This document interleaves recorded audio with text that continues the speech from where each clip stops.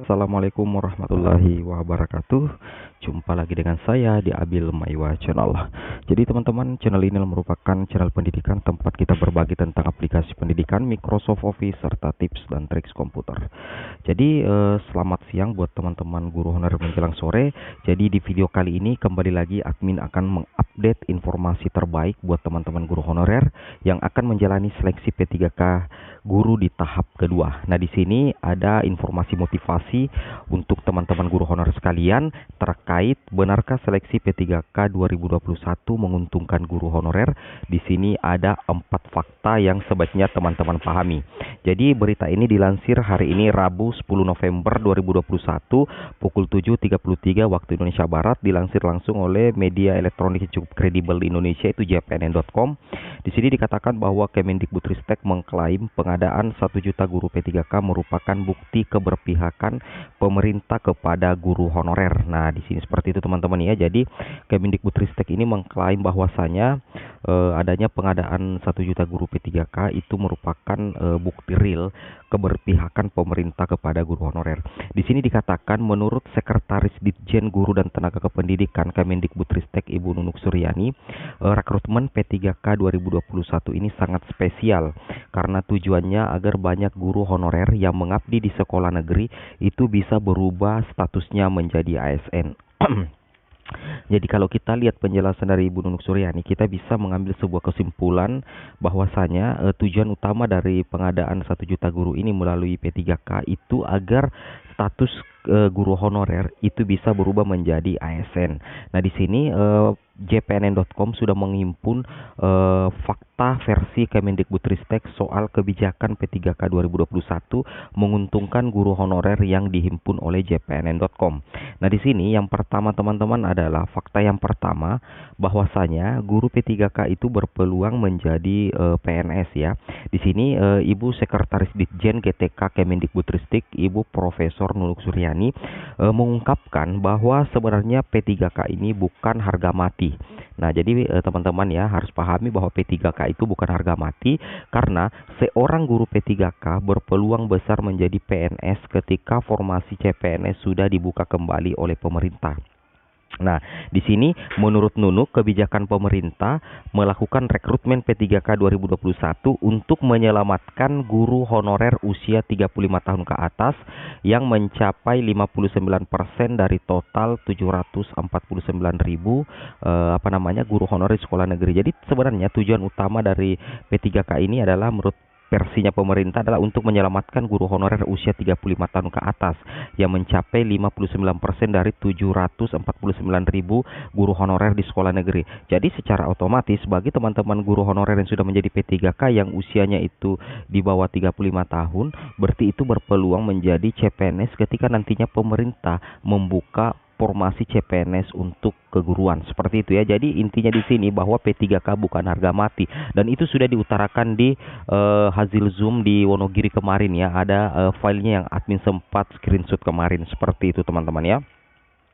Kemudian kita lanjutkan lagi, itu sebabnya di sini dikatakan bahwa perekrutan ASN itu selama periode 2021 sampai 2022 diprioritaskan memang untuk P3K. Setelah itu ketika formasi CPNS dibuka untuk guru, maka guru P3K usia di bawah 35 tahun bisa mengikuti kembali seleksi CPNS ya, bisa mengikuti kembali seleksi CPNS. Nah, di sini regulasi diubah agar jabatan struktural itu bisa diisi oleh P3K. Nah, di sini dikatakan bahwa pihak Kemendikbudristek sendiri itu melakukan revisi Permendikbud nomor 6 tahun 2018 tentang jabatan kepala sekolah negeri. Aturan lama Kepsek hanya bisa diisi oleh guru PNS, sedangkan aturan barunya nanti itu kepala sekolah itu juga bisa diisi oleh guru P3K. Seperti itu teman-teman ya. Seperti itu. Nah, kemudian ini ya, jadi untuk fakta yang kedua adalah regulasi diubah agar jabatan struktural bisa diisi oleh P3K. Artinya seorang kepala itu juga bisa diisi oleh P3K seperti itu. Kemudian teman-teman ya, fakta yang keempat Fakta yang ketiga di sini kita coba cek ya. Fakta yang ketiga adalah adanya pengembangan kompetensi dan karir ya. Jadi di sini dikatakan bahwa Sekretaris Ditjen GTK Kemendikbudristek Ibu Nunung Suryani mengungkapkan itu guru P3K itu setara dengan PNS. Jadi teman-teman harus pahami dan yakini bahwa ketika teman-teman menjadi guru P3K, maka teman-teman itu memiliki kesetaraan dengan PNS. Di sini dikatakan bahwa keduanya, baik itu P3K maupun PNS, itu berhak mendapatkan gaji dan tunjangan yang setara untuk kelas jabatan yang sama. Seperti itu teman-teman ya. Nah, di sini dikatakan bahwa seorang guru P3K itu berhak mendapatkan kesempatan meningkatkan kompetensinya lewat berbagai pelatihan dan sejenisnya. Di sini Kemendikbudristek pun sudah terus melakukan perubahan regulasi agar pengembangan karir guru P3K berjalan alias tidak stagnan. Seperti itu. Jadi bagi teman-teman yang sudah lolos menjadi guru P3K itu optimis bahwa nantinya akan ada perubahan regulasi yang akan menunjang kompetensi dan karir teman-teman guru P3K sekalian. Seperti itu ya. Kemudian berikutnya fakta yang keempat versinya Kemendikbudristek bahwa formasi 506 ribuan harus terisi. Di sini dikatakan bahwa teman-teman ya, Kemendikbudristek itu memastikan formasi P3K guru 506 ribuan yang sudah diusulkan Pemda akan diisi tahun ini juga. Jadi ada sekitar formasi P3K guru itu 506 ribuan itu ditargetkan akan tetap terisi tahun ini juga. Walaupun kata Setjen GTK Nunung Pemda yang meminta agar seleksi P3K guru tahap 2 dan 3 ditutup saja.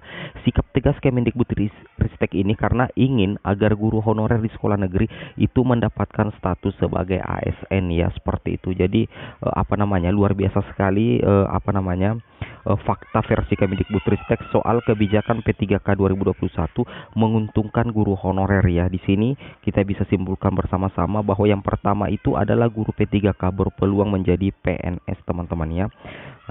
Berpeluang menjadi PNS. Kemudian di sini regulasi diubah agar jabatan struktural itu bisa diisi oleh P3K. Kemudian yang ketiga itu adalah pengembangan kompetensi dan karir ya. Pengembangan kompetensi dan karir itu ada. Kemudian formasi 506 ribuan harus terisi. Jadi di sini memang apa yang dikatakan Mendikbudristek itu adalah fakta sih teman-teman ya. Itu adalah fakta yang harus kita yakini dan harus kita pahami ya, bahwa Kemendikbudristek itu mengklaim ya bahwa pengadaan 1 juta guru merupakan bukti keberpihakan kepada guru honorer ya, keberpihakan pemerintah kepada teman-teman guru honorer. Luar biasa sekali. Tujuannya cuma satu, yaitu agar guru honorer itu bisa mengupdate status dari guru honorer itu menjadi guru P3K. Seperti itu teman-teman ya.